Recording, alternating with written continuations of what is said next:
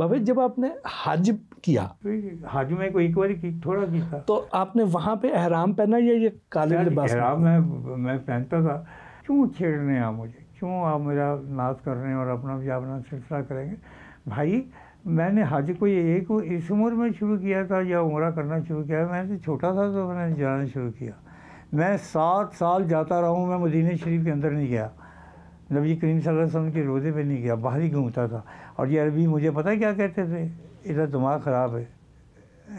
बस ऐसे ही उंगली से इशारा करता, बाहर चक्कर लगाता। उस वक्त मदीना ऐसा नहीं था, ना बाहर इतनी बिल्डिंगें थी, ना इतने सिलसिले थे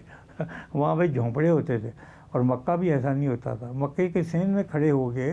मैंने बाहर पहाड़ों के ऊपर ऊँटों को देखा है। तो कितने ज़माने पहले की बात है ये, तो कई दिहाइयाँ पहले की बात है ना। और खाने काबे के अंदर ये रवशनी बनी होती थी, इसमें कंकरियाँ पड़ी होती थी, और रास्ते को थोड़ी सी जगह पक्की होती थी, और बाकी सारी कंकरियाँ वो होती जो शैतान को मारते हैं, वो कंकरियाँ ला के इधर डाल दी जाती थी। और मैं उस कुओं तक भी गया हूँ जहाँ पे आज तक गया ही कोई नहीं, आबे ज़मज़म के उन कुओं को, वहाँ पे बाकायदा मैं उतरा हूँ नीचे। तो और बहुत सी चीज़ें मैं बताऊँगा तो काम ख़राब हो जाएगा। बाबा जी थोड़ा माजी का सफ़र करते हैं, बचपन का।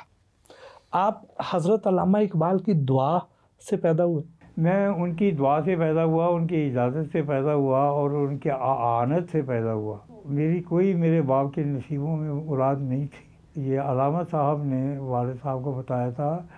कि पठाना तू जाके ना अपना ज़िक्रिया सुन्नत ज़िक्रिया ते अमल कर। अल्लाह ने कहा कि मैं इस बुढ़ापे जो बोल दे जिसना तू ज़िक्रिया में देता था या, और मैं उसका नाम भी या रखूँगा, और तू फिर उसे फजीलत अता फरमा, तू इल्म अता फरमा, तू उसे बुजुर्गी अता फरमा। ये सारी चीज़ें मुझे उधर से मिली। आपकी मुलाकात हुई कभी अल्लामा इकबाल से? अल्लामा साहब से अब यह है कि जब मैं पैदा हुआ तो मैं 7 दिन का था तो मुझे उनकी गोद में डाला गया। क्या जी? 7 दिन के थे और मेरी दादी माँ ने मुझे उनकी गोद में डाला था, अल्लामा इकबाल, अल्लामा साहब की। और जो बच्चे करते हैं वो मैंने उनकी गोद में कर दिया। तो अल्लामा साहब ने अपने फिर मुलाजिम से कहा, यार जाके ना तो इन चुक तो जाके नाल गाल कड्डी मन चुक इन तो जाके तो इन को पुराने से कपड़ा लिया के ना तो ठीक ठाक करके ना, तो फिर मुझे उठाया गया है जी। अच्छा, तो अब वो यह है कि आप यकीन फरमाएं कि मैं जब बच्चा था तो मैं उस वक्त ये तहरीक शुरू हो चुकी थी पाकिस्तान की। तो फिर मैं अल्लामा साहब की फ़ारसी का कलाम, उर्दू का कलाम, उनकी नज़में, हाँ जी, वो पढ़ा करता था। और सुनने वाले में कौन हुआ करते थे।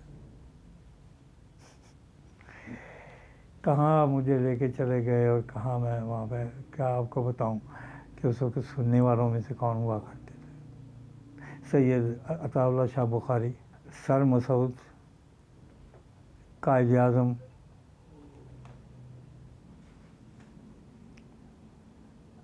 मौलाना अज़हर अली अज़हर,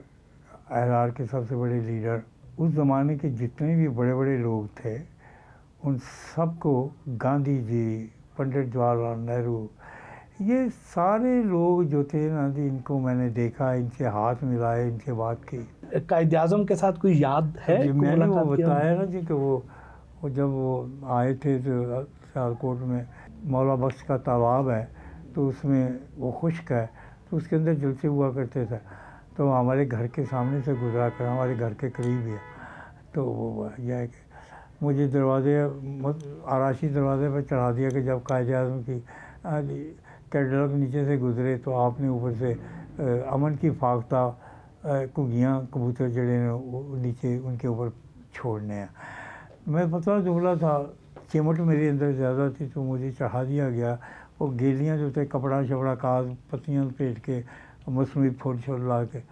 तो मुझे छुपा दिया गया, कैमोफ्लेज कर दिया गया, और बूट का शूज़ का एक डिब्बा दे दिया गया गत्ते का जिसमें बूट होते हैं,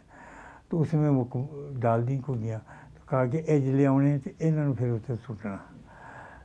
तो वो जब गाड़ी उनकी खुली आई तो मुझे आवाज़ मारी, ओए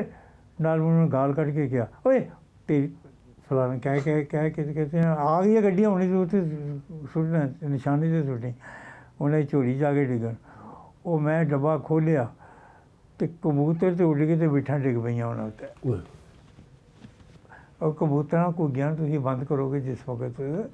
तो वो तो डरदे मारे बिठा कर दियां तो जिसले मैं वेख्या कबूतर तो दाएं बाएं उठ गए तो कायदा साहब ने उत्ते देखा तो मैं सिर कट के इंज करके देखिया तो बिठा डिगे बहरहाल इस तो बाद हुण मैं बड़ा डर गया उतरिया उतों तो बाद साड़ा प्रोग्राम से असी खाक साकां नाल कपड़े पा के ना बच्चों ने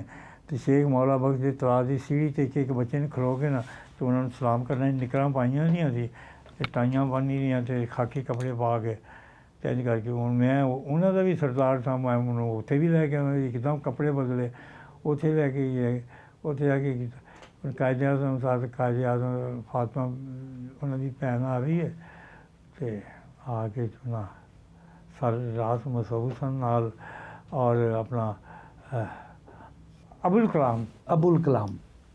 मेरी उन्होंने बड़ी मोहब्बत अच्छा मैं उन्होंने सुनाया और वो पाकिस्तान और हिंदुस्तान के सब तो ज़्यादा इलम वाले इंसान सन मक्के शरीफ से पैदा हुए सन अबुल कलाम आज़ाद और कांग्रेस से सब तो बड़े लीडर सन उन्होंने को जनाब तो अपना गांधी जोड़े सन करमचंद गांधी तो ये लोग जोड़े सन ये सारे कि काजल को इन्ना नहीं सन डरते जिन्ना उन्होंने को डरते सन इन्ना उन्होंने इलम सी अरबी दे अदो वड्डे आलम पैदा नहीं हुए बहरहाल मैं उत्थे अज काजल साहब आए तो मैं भी उन्होंने देख के तो मैं हैरान हो गया उन्होंने बसीरत ते यादाश्त उत्ते जी मेरे को जिसले आए तो मेरी छोटी मैं जूते करके तक्या तो मैं अखा नीवियां कर लिया कह लगे यू आर नॉटी बॉय तू जी मेरे नाल हरकत की है अंग्रेजी कह लगे हाँ जी तो तू जी हरकत मेरे नाल की है ना जी तू मैनू पता तू कबूतर सुटे सन हाँ जी मगर तू उन्होंने 1.5 घंटे का बंद के रखे तो उन्होंने बिठा ही निकलनियां सन